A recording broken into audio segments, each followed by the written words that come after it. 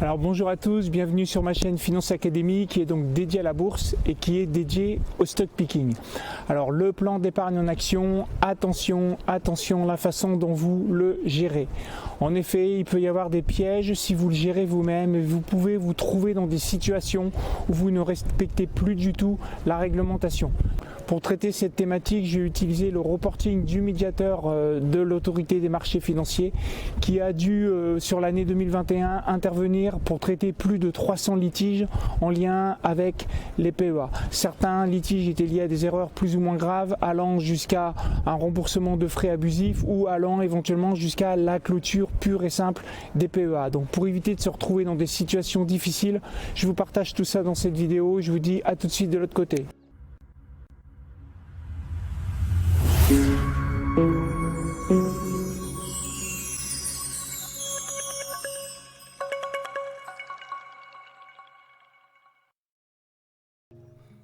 Le PEA, attention au piège. Alors je vais reprendre les déclarations du médiateur AMF du 3 février 2022 dans lesquelles elle a identifié 4 types d'erreurs qui ont été commises et qui ont nécessité son intervention. Alors déjà, un premier point, c'est que on parle de PEA, mais je rappelle qu'il y a plusieurs PEA. Donc il existe 3 types de PEA. Vous avez le PEA qui est le plus ancien, on va dire c'est le PEA tout court. Vous avez le PEA qui s'appelle PEA PME. Vous avez le PEA qui s'appelle PEA jeune. Et les erreurs qui sont évoquées ici sont toutes possibles avec ces 3 types de PEA. Alors j'avais fait une vidéo assez complète sur ces 3 types de PEA, PEA, PEA PME, PEA jeune. Je vous remets le lien ici. Je vous invite à aller voir cette vidéo si vous ne l'avez pas déjà vue. Ça vous permet de comprendre un petit peu mieux le fonctionnement des différents types de PEA et de l'appliquer à vous-même au sein de votre famille, si vous êtes en couple, si vous avez des enfants, etc., etc. Alors l'interview du médiateur AMF, donc la dame elle s'appelle Marianne Cohen-Branche, c'est donc le médiateur AMF actuel et elle a donc fait une interview dans un site boursier, donc je mets le lien dans la barre de description, en date du 3 février 2022 et elle a fait le bilan de l'année 2021 avec des litiges qu'elle a dû traiter, elle a intervenu à hauteur de plus de 300 fois rien que sur les PEA. Donc c'est le double de l'année 2020.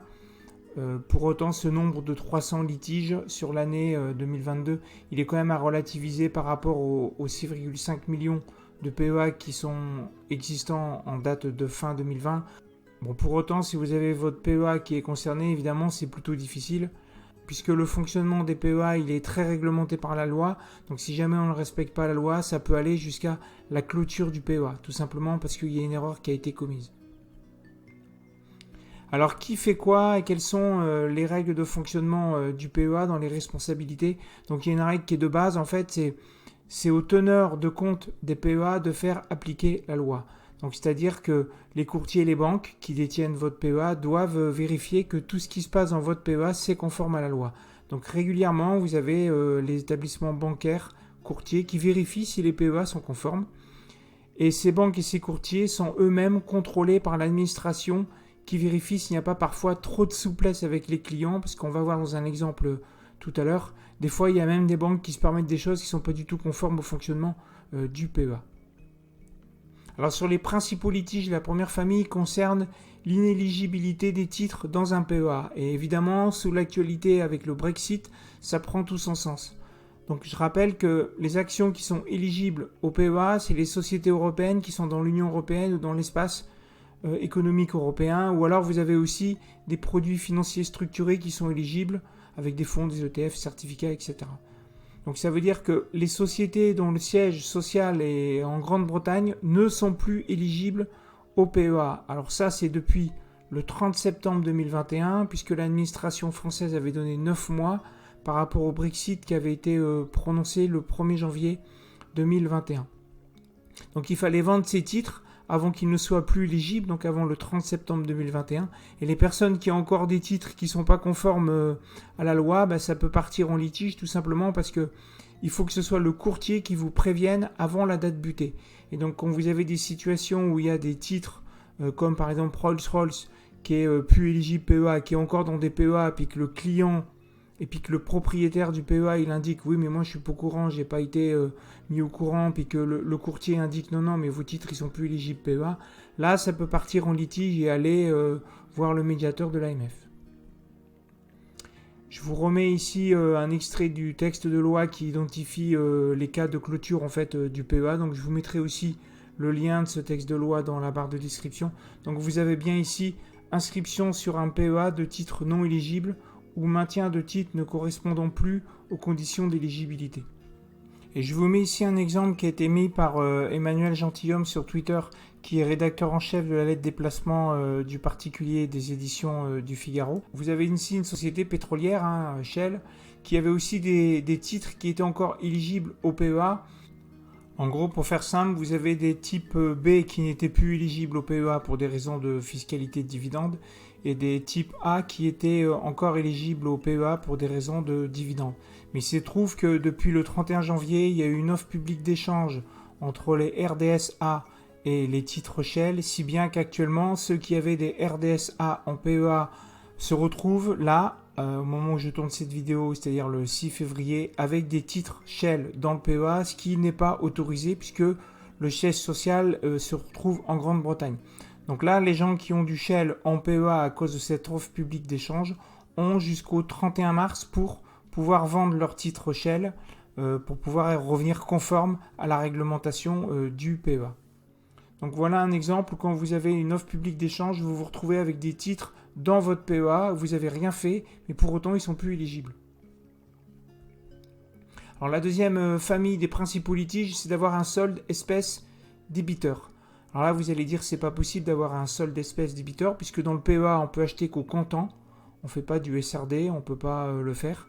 Et forcément ça veut dire que quand il n'y a plus d'argent, on ne peut plus acheter. Mais il peut se passer le cas qu'a évoqué notamment le médiateur. Donc si vous passez à un ordre au marché, c'est-à-dire sans limite de prix, sur un actif en fait qui a une réservation à la hausse qui est en cours. Et là je prends un exemple. Supposons que vous ayez un solde initial espèce de 1100 €. Vous voulez acheter 100 titres, vous passez un ordre au marché, le cours de référence étant de 10, ça fait que l'ordre il va coûter 1000 € plus quelques euros de courtage, donc là ça passe. Mais supposons qu'au moment où vous passiez l'ordre, il y a une réservation à la hausse qui est en cours. Et puis supposons qu'en fin de compte, le titre il arrive à coter peut-être 5, 10, 15 minutes après, et qu'en fin de compte le titre il fait une cotation à 11,5 €. À ce moment-là, vous vous retrouvez à avoir à l'achat 100 titres à 11,5, c'est-à-dire 1150 € à débourser en termes de cash. Or, vu que vous avez que 1100 €, vous allez vous retrouver à découvert. Donc voilà un des exemples où vous pouvez vous retrouver avec un solde espèce débiteur qui va vous faire fermer votre PEA. Le deuxième cas qu'évoque le médiateur AMF, c'est lorsqu'il y a des introductions en bourse. Pendant la souscription, si vous évaluez pas bien le nombre de titres que vous souhaitez acheter, avec la fourchette haute de valorisation, vous pouvez vous retrouver à demander peut-être, le même exemple, 100 titres. Et puis si jamais la cotation en bourse elle se fait à 11,50, l'introduction en bourse se fait à 11,50, vous allez vous retrouver avec pas assez d'argent, quoi. La troisième famille qui peut exister en termes de litige, c'est d'avoir des titres qui ont été transférés dans le PEA et non achetés avec les espèces. Donc là, un exemple est encore donné par le médiateur AMF. Il y a une banque qui a fait ouvrir un PEA à sa cliente pour que cette même cliente y loge des titres d'un laboratoire qu'elle voulait acheter via un prêt. Donc on est à ce moment-là dans des titres non cotés, donc là c'est légal, moyennant encore des conditions, mais sur le principe c'est légal. Sauf que ce qui s'est passé, c'est que les titres, ils ont été achetés depuis le compte courant de la cliente, puis après ils ont été mis dans le PEA par la banque. Et ça c'est strictement interdit. Donc là il y a une erreur qui est du fait de la banque. On ne peut pas mettre en PEA des titres qui ont été achetés ailleurs que dans le PEA. Donc autrement dit, on ne peut mettre en PEA que des titres achetés avec les espèces en PEA, hormis les offres publiques d'échange comme on l'a vu tout à l'heure. Et pourquoi en fin de compte on ne peut pas acheter des millions, des centaines de millions d'euros au sein du PEA? Donc je rappelle que le solde espèce maxi du PEA il est lié à deux paramètres. Le plafond de versement du PEA de 150 000 € plus toutes les plus-values faites. Donc si vous avez fait beaucoup de plus-values, ça va monter votre solde espèce possible. Mais on peut penser que pour arriver à plusieurs millions, voire plusieurs dizaines et centaines de millions, c'est pas possible. Bon, voilà pourquoi ici, la réglementation autorise d'acheter des titres non cotés et de les mettre en PEA, mais pour autant, il faut que ça se fasse avec cette limite d'espèces ici liée au fonctionnement du PEA. Un autre litige qui existe, c'est les frais de courtage sur le PEA. Puisque la loi Pacte de 2019, elle a limité les frais de courtage sur le PEA, mais vu que c'était compliqué dans la loi, donc on se retrouve avec des gens qui protestent et puis ça part en litige. Donc les frais de courtage, ils sont limités à 0,5%, mais uniquement sur les ordres dématérialisés, c'est-à-dire les ordres automatiques que vous passez sur le carnet d'ordre central. Et si jamais vous avez une intervention humaine qui est nécessaire, à ce moment-là, les frais de courtage sont limités à 1,2%, donc pour les ordres où il y a quelqu'un qui intervient. Donc c'est une demande par mail, puisque là il faut qu'il y ait quelqu'un qui lise votre mail.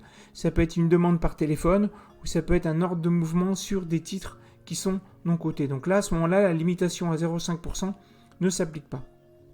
Et comme la réglementation est tout sauf facile, les parts OPCVM ne sont pas concernées par ces limites des frais de courtage. Donc voilà une réglementation qui est un peu compliquée, qui fait qu'évidemment vous avez encore des gens qui ont vite fait de ne pas se comprendre et on arrive sur des litiges vers l'AMF. Donc en résumé, faites attention à l'éligibilité des titres, notamment lorsqu'il y a des offres publiques d'échange ou lorsqu'il y a des sièges sociaux qui déménagent. Faites attention à votre solde d'espèces, donc notamment lors des introductions en bourse ou si vous passez des ordres au marché, faites attention d'avoir la couverture suffisante. Concernant la limitation des frais sur le PEA, donc soyez bien conscient que tout n'est pas limité à 0,5%, des fois il y a des exceptions. Et les achats se font uniquement depuis le solde espèce PEA. On ne peut pas acheter des titres sur son compte titre et puis après les transférer dans son PEA, ça c'est pas possible. Alors voilà, donc j'ai fini avec cette vidéo sur les pièges avec les PEA, j'espère qu'elle vous sera utile pour pas que vous vous retrouviez en difficulté encore avec votre intermédiaire financier et puis avec votre PEA. Et je vous rappelle que je publie tous les mois une lettre mensuelle gratuite qui vous donne des informations, mon avis et du contenu exclusif en lien avec le stock picking et puis l'analyse de sociétés cotées sur Euronext. Donc pour s'inscrire, c'est simple. Vous allez dans la barre de description, vous cliquez sur le lien, vous vous inscrivez et vous recevez automatiquement les newsletters en cours d'édition. Voilà, sur ce, je vous dis à bientôt pour une prochaine. Ciao!